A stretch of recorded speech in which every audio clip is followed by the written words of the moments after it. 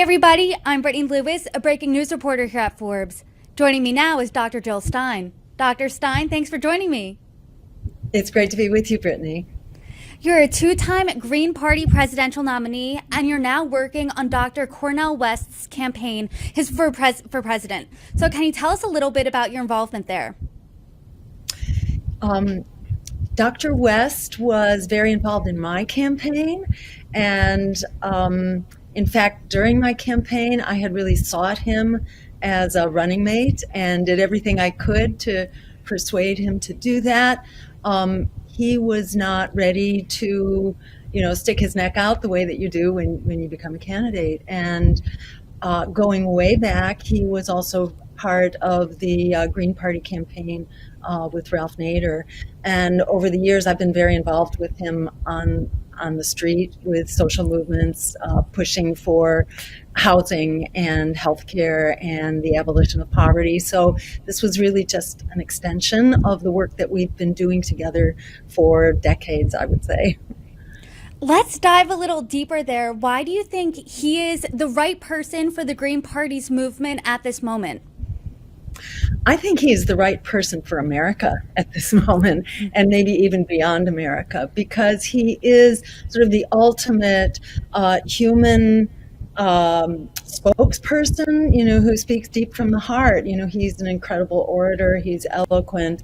He's as educated as you come, but he also speaks to everyday people and resonates with our heartstrings. And, his opening remark really was that these are bleak times in America, and that the American people are really hurting. And we have just witnessed this outpouring of joy and enthusiasm that there's a spokesperson for everyday people right now, and it just feels like the right guy at the right time that we need. And it's not just Greens, it's not just political independents. People, as you know, are not happy campers these days and feel like we have sort of a zombie political system. So people are anxious, really hungry for the kind of change that he offers. I do want to talk a little bit about those bleak times that you mentioned, and I want to turn to the issues and talk about the top issues facing Americans right now. According to a recent Economist YouGov poll, these are the top issues that Americans think are very important to them: inflation and prices, jobs and the economy, and healthcare. So what's the Green Party's pitch to Americans when it comes to those issues? We need an economy that's working for everyday people, and especially for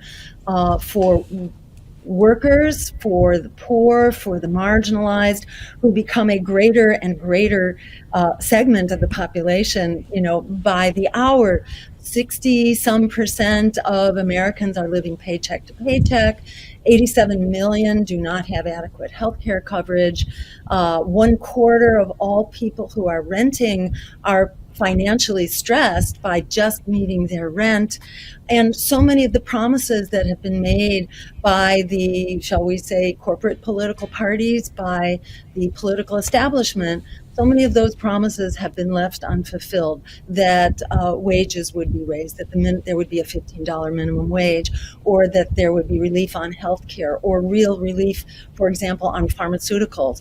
That has not come to pass. And even what the administration claims to be their key accomplishments, for example, the pharmaceutical pricing negotiations that was part of the Inflation Reduction Act, that promises to have 10 pharmaceuticals negotiated for their price by 2026. 10, okay? And, this is just not making a meaningful impact. And it's not just that things are not improving, they are just palpably unraveling, that our lives are facing crisis really across the board. Look at the heat waves that people are contending with right now, or the prices that people are paying for food, which are certainly being aggravated not only by the war in Ukraine and the disruption of signs and so on, but just the impact of climate. So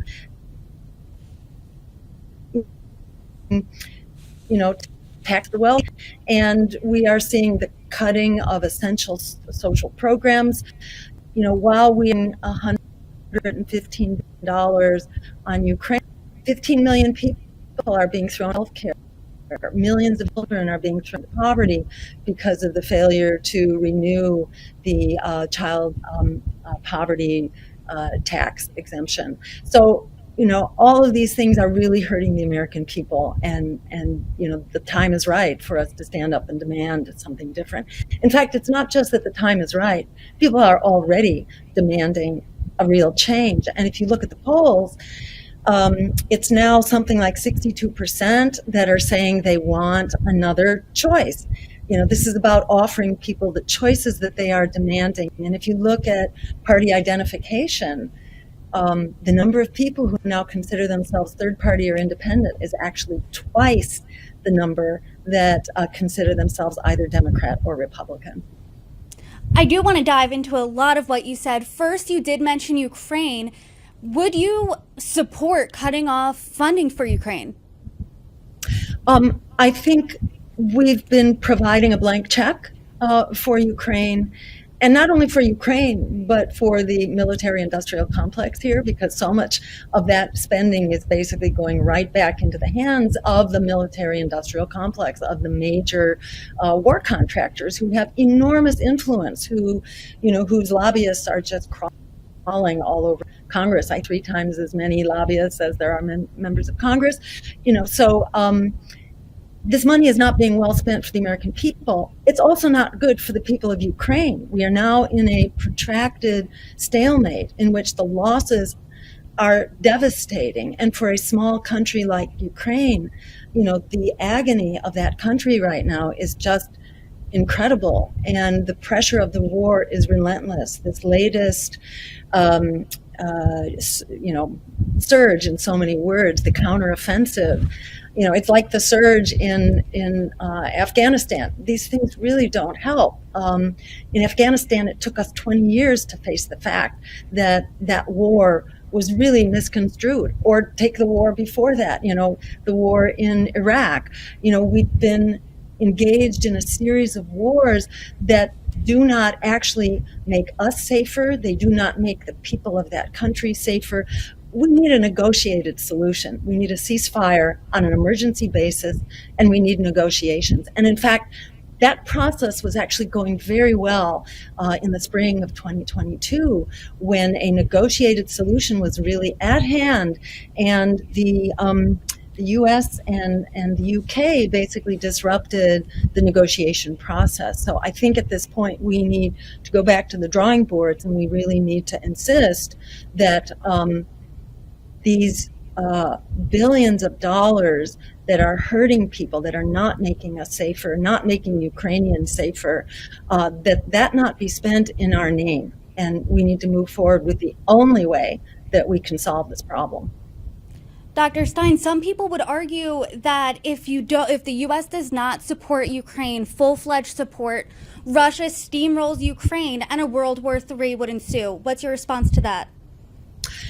This is not simply about telling Ukraine to pull back. This is also putting a stop on Russia's actions as well, and then to begin negotiate. This is basically what was already negotiated in the Minsk Accords many years ago. Now, those required restraint on all sides, and that's really where we want to be. This is not just about doing a favor for Russia. This is about fundamentally saving Ukraine as well, because at the rate it's going, it's been predicted by U.S.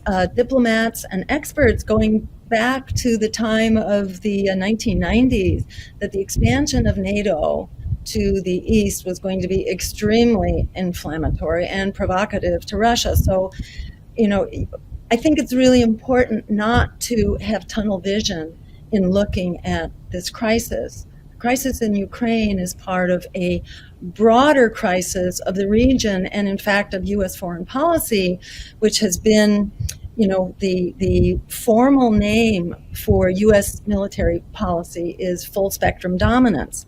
It's the concept that the U.S. will dominate all regions, all economies, all military strength, and that any nation would not be allowed to rise that might potentially be a competitor. If you look at the track record, it's extremely alarming. The U.S., according to the congressional record, has sent troops into other countries in the last 30 years, something like 250 times. This is not a foreign policy that that helps any of us, and it's certainly not sustainable. We are basically spending our precious resources in combat that does not serve us, let alone the rest of the world. I know you've had some very brilliant people on this program, on this news program, that are talking about the shift in global dynamics. We're no longer a unipolar world, which we were for many decades following the Second World War. We are not in that world right now. We are in a multipolar world, and we need to come to terms with that. We can't simply dominate far off corners of the world. What are we expending all these lives for? Basically over who's going to control provinces in eastern Ukraine. What exactly does that have to do with our welfare and our security? The whole war, it's hard to explain it except as a favor for the military-industrial complex that has such sway in Congress and over the two major political parties. We have to really challenge, I think, that whole framework, because it does not serve us and it's not working. I find myself very lucky, especially in this time. I have talked to a wide array of people who are involved in the 2024 presidential election, and one of the contenders, Doug Burgum, he straight up said, we are in war with Russia right now. The U.S. just doesn't have troops there. What would the Green Party's relationship with Vladimir Putin look like? Shall Dr. Cornel West be president?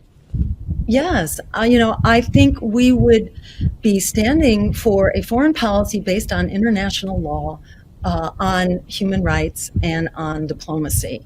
And the details of that, the devil is in those details, and that is what has to be worked out through negotiations. And the, what should we say, kind of this total radio silence right now in the world of diplomacy and negotiations is very problematic. I've heard through, there are news reports that there are some feelers that are being put out now, probably because the counteroffensive is not working. It's definitely not working. A few small villages have been taken back by Ukraine. Ukraine does not have the armaments, it does not have the firepower, it does not have the person power. And I think the relationship of the Green Party with Russia, like with Saudi Arabia, like with Israel, like with South Africa, these need to be addressed in a human context that really puts human rights, stability, and above all, international law front and center. It's distressing that U.S. diplomats have really kind of abandoned the language of international law in recent decade, certainly many years. We talk about a rules-based order. That's not international law. That's kind of improvising as the Secretary of State and the White House choose to improvise. That doesn't make for a secure world. And at a time when other countries are truly rising powers, for instance, looking at China or the BRICS association, which is a very powerful economic bloc right now, arguably stronger and larger than the US and Western bloc. It's really important that we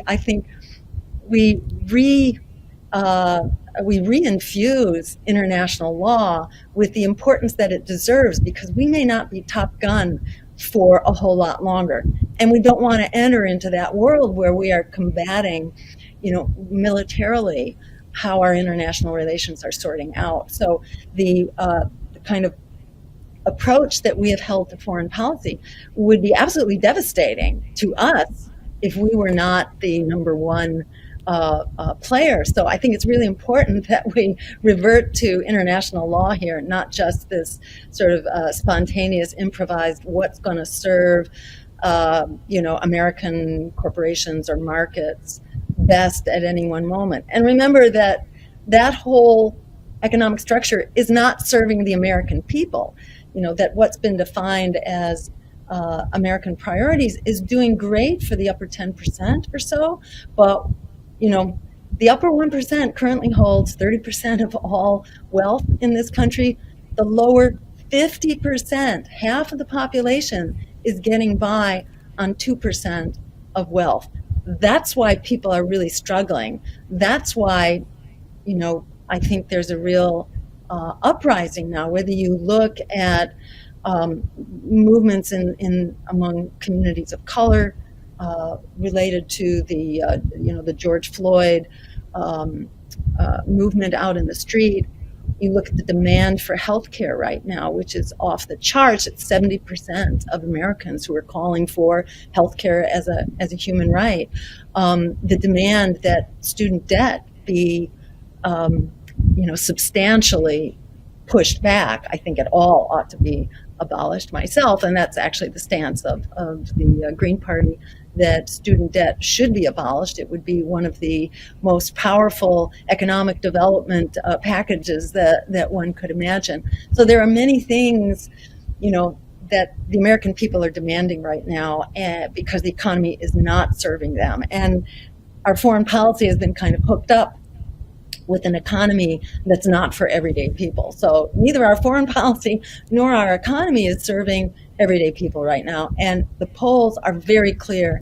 There is an enormous demand for political change. Another poll that came out like 2 weeks ago, I think it was a YouGov.com poll, that said that the numbers of people who would consider voting third party this time around is somewhere around 45%. The numbers of people who will not consider that is about 25%, So the tables have been turned here, and it's no surprise. People are not happy campers at the thought that we're just going to have a rerun of the 2020 election with the same major contenders. People want real choices. That's supposed to be what democracy is about. I want to talk about that because the frontrunners right now are Trump and Biden, and that would be a 2020 rematch. And you said in 2016 that Hillary Clinton and Donald Trump haven't earned our vote. Do you feel the same way about the frontrunners today? Oh, absolutely. And I think it's not just me. I think it's arguably the American people. And in fact, when polls ask people who they're for, it's very clear that people who would vote for Biden are mostly against Trump. They're not for Biden. And people who would vote for Trump aren't so much for Trump. They're just really against Biden. So where can you go with a political system in which we cannot say what we want, what we need, what are our priorities? And even our capacity to debate, certainly within the Democratic Party, has been basically abolished. It's not clear that there will be any debates along the way, whether in the primary or in the general. How does that serve democracy? We have a crisis of democracy right now, just like we have a crisis in healthcare, and we have a crisis in the quality of jobs and work, and a crisis in debt. It's hard to fix any of those if we don't have a democracy in which voters can actually say what they're for, not just who they're against, which doesn't really drive us forward in any kind of a rational way. We need choices in which the American people can stand up and say, this is what I want, this is my values, and this is where we have to go. In 2000 and in 2016, the Green Party was accused of tipping the scales in the election to Republicans. So first, what's your response when people say to you, assign some responsibility to you for Hillary Clinton's loss? Do you hold any of that responsibility? Absolutely not. And I think the notion that votes belong to the political parties because of what? Just because they happen to be the the elephant in the room, so they own our votes. We have to justify as voters. I think voter shaming is dead wrong, and it's extremely counterproductive. And I think voters really resent being told how they have to vote. Democrats and Republicans and Greens, everybody has to earn our votes. Nobody owns our votes. That's just antithetical to the basic idea of democracy. Now, if you just look at the numbers themselves, exit polls were very clear in 2016 that Green voters, people who voted Green, largely would not have come out to vote had myself and Ajamu Baraka not been there as an option. So this is what you would call cherry picking the data. It's pure cherry picking when people try to make these voter shaming arguments or try to blame 2016 or even 2000 on third parties. Third-party votes in 2016 amounted to something like 1.4 million. If you look at libertarian votes, they were somewhere around 3.5 million.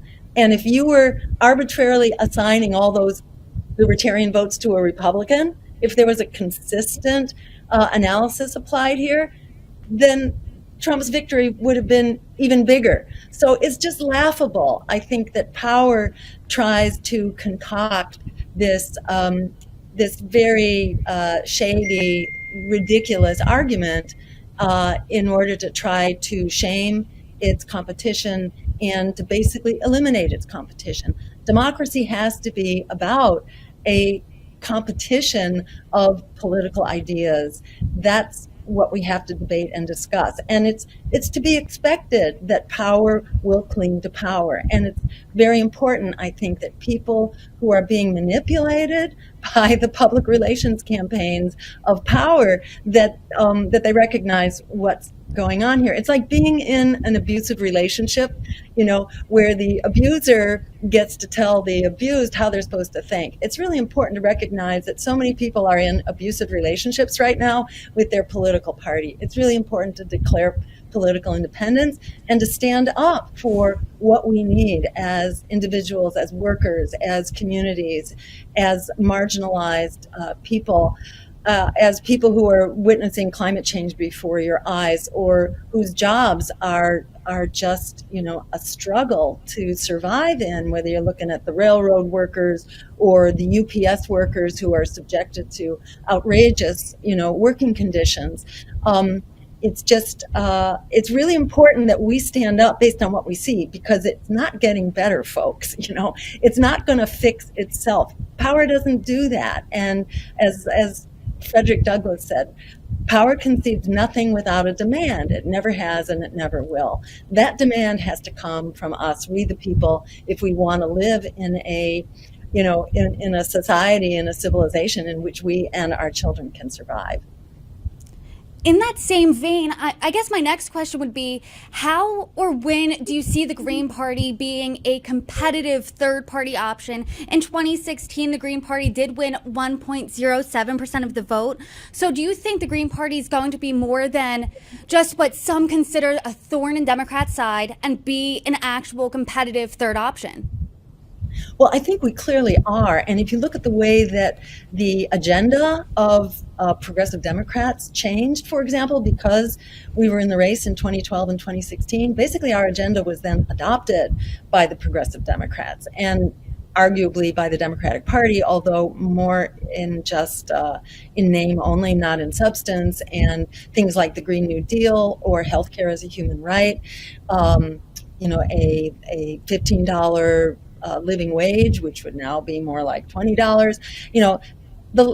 These issues, shall we say, were clearly, they won the day. The issues won the day. Or student debt. Remember, I was being ridiculed by John Oliver for proposing that that students deserve a level playing field when they move out into the world of the economy, and not to be carrying around tens of thousands of dollars. And in the case of healthcare professionals, for example, and attorneys, it's just the costs are totally off the chart.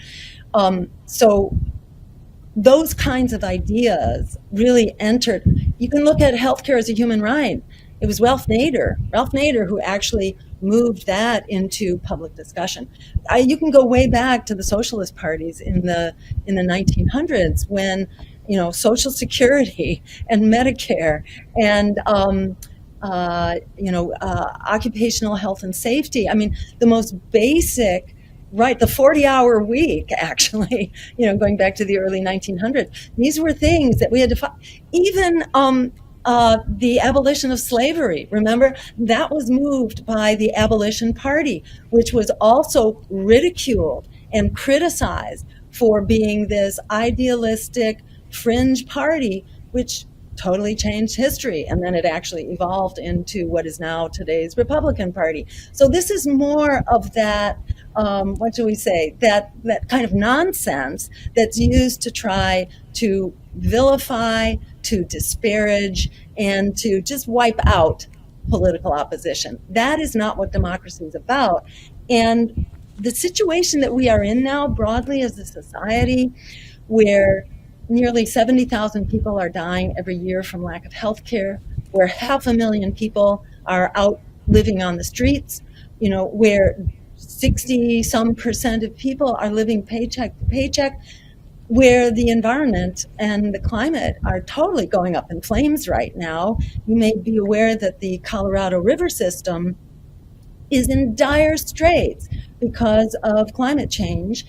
Now, what does that matter to anybody who's not in Colorado? Well, that river system feeds the entire California agriculture system, which provides a full 50% of the fruits and vegetables for the entire nation. So we are all taking it on the chin with climate change, and it's going to get much worse because that Colorado River system is very close to shutting down because of the lack of water that can't make it over the dam. So, and that's just like one area. This is hitting us all very hard. These crises on which we are not moving forward, we're actually moving backwards. So it's not like, third parties and the things that Dr. West talks about are not incidentals. They're not academic issues. This is about whether we survive, whether our children have a future. If you look at what the younger generation is thinking and feeling right now, it is totally shocking and alarming. It's somewhere around half who describe themselves as hopeless. A large percentage, it might be 60 or 70 some, say that the two major parties have absolutely betrayed them and they are terrified at their future. And a large portion, I believe it's 25%, are saying that they are considering self-harm on a regular basis. This is not what a survivable future looks like. We need substantive and transformative change. It will not come from the parties that are funded by the economic elites that are served very well by the current system. And that's who funds our two major corporate political parties. So change is not for somebody else. Change is for everyday working people, the poor, the marginalized, the middle class, which is, shrinking by the hour. This is about us and whether or not we have a future. And I must say that the things that we've been talking about as Greens for, as long as we've been involved in national elections. And by the way, Greens aren't just involved in national elections. Most of our candidates are elected at the local and community and occasionally at the legislative level. But, that's where people hear from us largely, and that's where we come to broader public attention. Our agenda for decades has been the agenda that has increasingly become, the really critical issues that we must contend with. Greens have been on the money here for a long time, and we continue to be, and that is resonating in an increasingly powerful way in Dr. West's campaign. Dr. Stein, I hear you ringing the alarm bell right now. And a large theme of our conversation has been politicians need to earn our votes. They're not just given out. You just don't get them based on political affiliation. So how is Dr. Cornel West earning votes? Great. By being seen and heard. And, he's doing media almost nonstop. And, he only just launched his campaign a couple weeks ago. So, we are beginning to develop a campaign rollout. And especially, we are speaking to communities and constituencies that shall we say, they're not captured, they are really hungry for options. In 2020, it was somewhere around 80 million people who did not vote. And in 2016, it was 100 million. So, this is a substantial voting bloc. It's almost, not quite, but it's almost as large as a Democrat or a Republican voting bloc in the presidential election. So this is huge, and this will certainly be a priority. And to the extent that he can speak to people through all media channels, he will be doing that in a way that I think will be very exciting. He's an eloquent and very lively and captivating speaker, and I think he's so going to enrich the dialogue here in the presidential race. I think it's a wonderful thing that's in store for all of us. Dr. Stein, I really appreciate you coming on, speaking with me at length. You're welcome back anytime. Thank you so much for joining me. It's been a real pleasure, Brittany. I look forward to the next time. Thank you so much.